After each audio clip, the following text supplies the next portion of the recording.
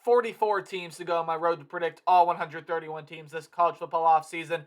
Welcome to the FBS. James Madison, a brand new team in the FBS. They were in the FCS for so many years and now finally making that jump to the FBS level, playing in the Sun Belt Conference. This has always been one of the better teams at the FCS level, led by their head coach in Kurt Signetti. This is definitely a team that I like coming in, and I think can make some noise in the FBS this upcoming year. So how will James Madison transition go into the FBS? Will it be good? Will they have success right out of the gate? Or is this the James Madison team that's going to struggle and have to fight their way to maybe even get just a couple wins in 2022? What's up, Tailgaters? My name is Tailgate Nate, and welcome to my channel. I'm predicting all 131 teams this college football offseason, which means I'm doing your favorite team. And if I haven't done your favorite team yet, or hey, maybe I have and you want to hear more from me, then hit the subscribe button and ring the bell so you know when a video you're interested in, maybe even your favorite team, gets uploaded. And for fans of the James Madison Dukes out there, you guys are going to know this team a lot more than me, especially since this was a team that jumped from FCS to FBS. But hey, if you feel like I missed something, you want to add something, leave it in the comment section below. I'll be happy to hear what you guys have to say.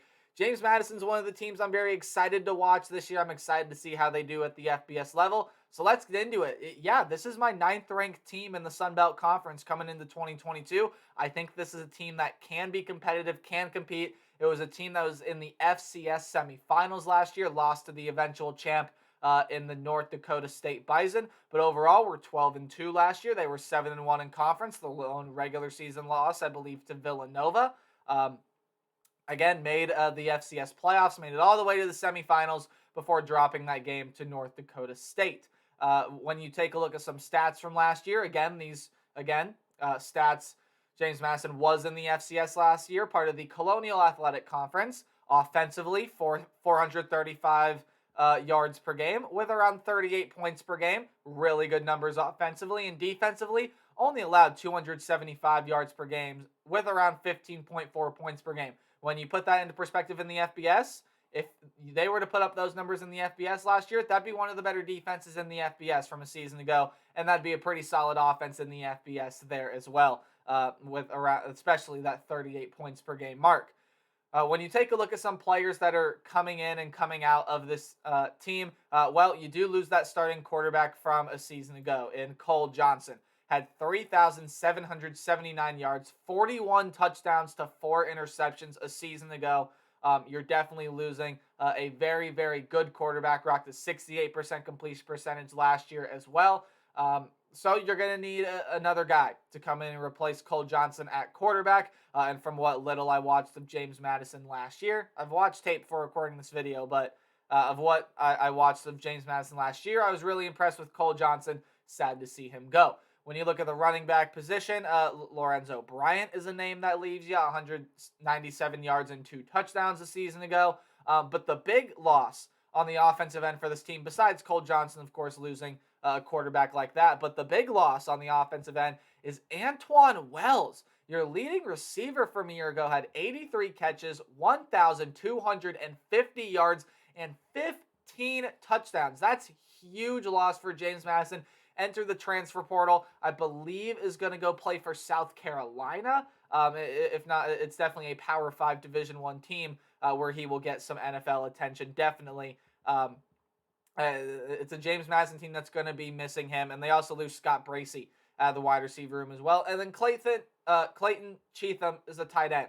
That's gone as well. When you look at the defensive side, when you look at the defensive side of things, you got a couple pretty key defensive players leaving. Bryce Carter led the team, tied with 9 sacks last year. Had 21 tackles for loss, 53 tackles overall. You lose his production. Mike Green is another name that leaves. He had 5 sacks a season ago. You lose him. You lose your top tackler from a season ago, and Diamante Tucker Dorsey had 116 of them, as well as Kelvin Ozanama, who had 102. So you lose that tackle production. And the defensive back group, you lose Taurus Carroll. Also, a guy that's really notable last year, and Greg Ross had 4 picks, 12 passes defended a season ago to go along with 31 tackles. Diamante Tucker Dorsey also 4 interceptions last year. And then MJ Hampton gone off the defensive back group as well. So this is the team that loses talent, and that is for sure. But when you look at talent that is coming back or coming in, there's a little bit of a quarterback battle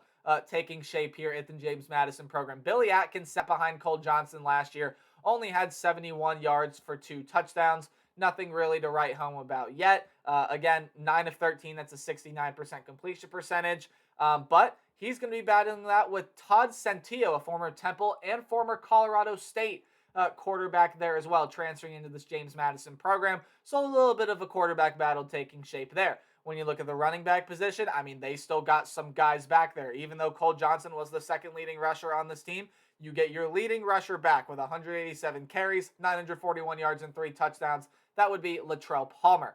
You also have guys like Percy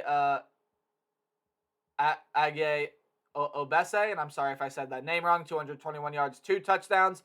And then Solomon Van Horst, who only had 117 yards and a touchdown on the ground, but was this team's 3rd leading receiver. 338 yards and 5 touchdowns out of the backfield for Van Horst last year. Could be another key part of the offense this year. You return your 2nd leading receiver, another 1,000-yard receiver, 1,097 yards, 13 touchdowns for Chris Thornton. That's a big get back. Reggie Brown coming back as well. And Terrence Green is a transfer, I believe, over from Monmouth that I've read could put up some numbers for this James Madison team. When you look at the defensive side, Isaac Ukwu is coming back for this team. He had 9 sacks a season ago as well, tied for the team lead. Tony Thurston had 3 of them. You have him coming back as well. Linebacker position is a little thin in my opinion, but there are still some guys there that I like. Mateo Jackson, Torres Jones, Seth Nautala. Got those guys coming back. And the defensive back, Chris Chukwuneke coming back, as well as Sam Kidd, Quay Reed. You're getting some transfers in there as well to this James Madison program. So when I overall look at the talent and the roster on this team, I see a team that can compete. And I see a team that can, I think, even make a push, possibly for a spot in a bowl game this year. Yeah.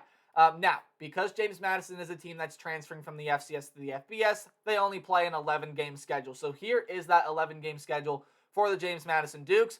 Only 3 out-of-conference games compared to 4 out of everyone else in the Sun Belt. You play Middle Tennessee, Norfolk State, and then your first Power 5 opponent since joining the FBS late in November, or I should say early in November, late in the season, but early in November on the road against Louisville. An interesting game there. Otherwise, when you get into conference play, you got road games against App State, Arkansas State, Georgia Southern, and Old Dominion. Play games at home against Texas State, Marshall, Georgia State, and Coastal Carolina. So let's go ahead and dive right on in to this James Madison schedule. Middle Tennessee, Norfolk State, I don't expect will be too big of challenges here for James Madison, especially Norfolk State. That's an FCS program. James Madison's used to playing teams like that, and they beat up on them pretty well. So James Madison, I think, should have no trouble against Norfolk State. When you look at that Middle Tennessee State game, though, that's definitely a team that's losing pieces this year. Reed Blankenship being one of them, was one of my favorite players in America last year, especially the defensive back position. They lose him. And for Middle Tennessee overall, I mean, hey, maybe it'll be a nice little opening wake-up to what James Madison's going to look like as an FBS program, but I think James Madison is more than capable of pulling that win off. And then that game against Louisville in early November. Look, flat out, that's going to be a hard game for James Madison to win. Right in the middle of Sun Belt play. Not an easy conference to play in, mind you. They're going to have to go play one of the most dynamic playmakers in the entire nation in Malik Cunningham. Lots of other weapons around him at this Louisville program. And it's a team that can win and can win some pretty big games this year for Louisville. James Madison, of course, having to go on the road to play this one. Could be a little bit of a tricky game for the Dukes to pull that one out. When you look in conference play, though, conference play is interesting right out of the gate for James Madison. You got to go on the road to play App State. Now, App State very well could end up proving to be the most talented roster in the Sun Belt Conference. You could say that about Coastal Carolina, Georgia State, Marshall. Those are 4 teams on the schedule this year that, very well could see James Madison losing to big time. However, I think if you want to look, the most winnable game out of those 4 I just mentioned, probably Marshall. You get them at home. It's a team that's also joining the Sun Belt Conference and will have to adjust to the new conference play. Otherwise, there are much winnable games in the conference. I mean, Texas State, definitely a winnable game. On the road at Arkansas State, same thing. On the road at Georgia Southern, they're getting Clay Helton in, but maybe a year or two to kind of get the things rolling, really, for the Eagles. And then on the road at Old Dominion, a team that made a bowl game last year, but might have their struggles again as they join the Sun Belt Conference as well in 2022. Now, I don't do game-by-game predictions. I do a more percentage-based outlook to help me predict the team's record. So if the game is in red, I don't necessarily see you winning the game. I think that first Power 5 game against James Madison, while they are an FBS team, I think they're going to struggle. I don't see them having much of a shot against the Cardinals. Games in orange, still don't think you're going to win, but hey, it's college football and upsets can happen. Yellow, your 50-50 high upset potential games. Games in yellow-green are games that you should win, but you got to watch out for teams on the other side of the ball. And games in green, I have you winning. So again, the Norfolk State game, don't think it'll be much of a problem there. I am giving them a little bit of a green light against Middle Tennessee. I do think James Madison's going to be able to start off this FBS campaign 2-0. A fairly lightweight FBS opponent in Middle Tennessee compared to a lightweight FCS opponent in Norfolk State. I think they should be able to win both of them right there. I also have Texas State as a yellow-green game. You could very well put Arkansas State as a yellow-green game there as well. The only reason the Arkansas State game is not in the Texas State game is James Madison gets Texas State at home, and they have to go on the road to play Arkansas State. Otherwise, both of those games would be in yellow-green if they got both of them at home. I think James Madison should be capable of winning both of those games. Very capable of winning both of those games.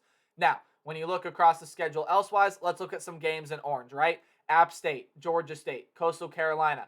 Those are three teams right there that it wouldn't surprise me at all out of that division in the Sun Belt if we saw any three of those teams in the Sun Belt Conference Championship game. And I think those are the three sort of front runners in that division in the Sun Belt Conference. So when I see those three teams, I see possibly the three most talented rosters in the Sun Belt. And I see games that even though James Madison has Georgia State at home, has Coastal Carolina at home, I think adjusting to the year in the FBS, they might have a tougher time against some of the better teams in their conference. But again, when you look at games in yellow, and especially, when